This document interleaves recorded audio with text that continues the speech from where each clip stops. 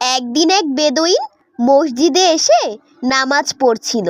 নামাজ শেষে সে আকাশের দিকে তাকিয়ে বলল, হে আল্লাহ, যদি তুমি আমাকে প্রচুর সম্পদ দান করো তাহলে আমি তোমার জন্য একটি বড় মসজিদ বানাবো। এরপর কিছুদিনের মধ্যেই আল্লাহ তাকে প্রচুর ধন সম্পদ দিলেন। কিন্তু বেদুইন তখন বলল, আরে এত টাকা তো কষ্ট করে জোগাড় করেছি, এখন আবার মসজিদ বানিয়ে দেব?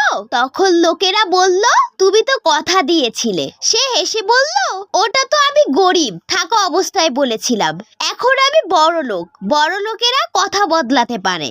এ কথা শুনে এক বুড়ো মুমিন লোক বললেন, আল্লাহ তোমাকে গরিবের মতো কথা রাখার শিক্ষা দেন, আর তুমি বড় লোকের মতো ভুলে যাও। সাবধান হও, আল্লাহ তোমার সম্পদ আবার ফিরিয়ে দিতে পারেন কিন্তু। আর সত্যি কিছুদিনের মধ্যেই সেই বেদুইন সব কিছু হারিয়ে ফেললো। সে আবার মসজিদের সামনে এসে কান্না করে বলল, হে আল্লাহ, এবার যদি কিছু দাও, আগে মসজিদ বানিয়ে ফেলবো, তারপরেই ওই টাকা ব্যবহার করব।